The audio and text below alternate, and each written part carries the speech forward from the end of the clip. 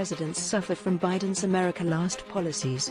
President Joe Biden's Put Americans Last policy is on full display at the chemical spill disaster in Ohio.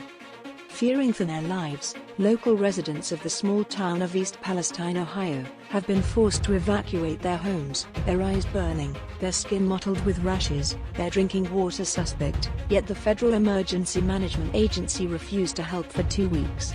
What a contrast to the immediate help FEMA provides when buses of illegal immigrants roll into Washington, D.C., or New York. To assist illegals, charity workers funded by FEMA literally meet the buses and begin distributing food, hotel rooms, rental assistance, legal counsel and health care, the very things that the East Palestine victims also need. And the omnibus spending bill Biden signed in December gives FEMA a whopping $800 million expressly to pay for migrants' needs as they arrive in U.S. cities from the southern border. Yet Biden is giving the people of this Ohio town, working-class, tax-paying citizens who are 98% white, the cold shoulder. Under Biden, FEMA apparently stands for First Embrace Migrants and Aliens. FEMA is the welcome wagon for illegals. On February 17th, 14 days after the Norfolk Southern train derailed in this small Ohio town, spewing burning vinyl chloride into the air and water, the White House tried to produce a reason why FEMA was a no-show. FEMA is on the front lines when there is a hurricane or tornado. This situation is different. That is a lane life. Under the Stafford Act of 1988, FEMA is empowered to respond to human-made disasters, such as fires and explosions, as well as natural disasters. FEMA was envisioned to help people like East Palestine residents Audrey DeSanzo and her 2 school-age children. After the train accident on February 3, Governor Mike DeWine told families to evacuate immediately or face grave danger of death. The DeSanzos fled to a relative's empty apartment in Pennsylvania, where they slept on the floor and on a couch. On February 9, officials gave the clear for residents to return, but DeSanzo says her children quickly developed sore throats and coughs.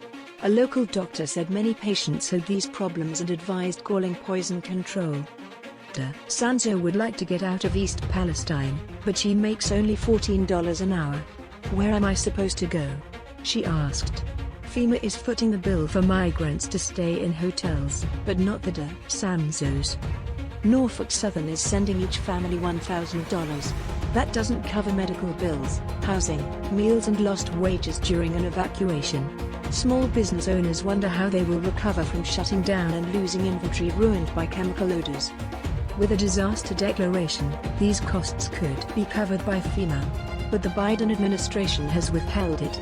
Meanwhile, FEMA's website urges illegals to apply for disaster relief, supplying an undocumented immigrants disaster assistance flyer in a staggering 18 languages, but Heartland Americans can take a hike. The White House claimed on Friday that it's mobilizing a robust, multi-agency effort for the Ohioans, including help from the Department of Health and Human Services. HHS says it will open a clinic Tuesday in cooperation with the Ohio Department of Health. It's too little too late. Since February 4, residents have complained of burning eyes and gums, rashes and shortness of breath. Vinyl chloride is a carcinogen known to cause liver cancer and possibly brain and lung cancers, lymphoma and leukemia. Meanwhile, HHS has been busy coddling illegals. HHS recently approved a waiver for Washington state to offer illegals free health insurance for the sake of equity. And HHS is flying unaccompanied illegal minors from the border to their new homes under the cover of night. Where's the concern for helping Ohio children being subjected to dangerous toxins? The people of East Palestine will tell you the odor of burning vinyl chloride is suffocating, but worse is the stench of Biden's disdain for regular Americans. American resources should be going to help Americans first. That's today's latest news. Don't forget to subscribe, like, and comment so that this channel can continue to exist. Thank you for listening to the end and I hope it's useful.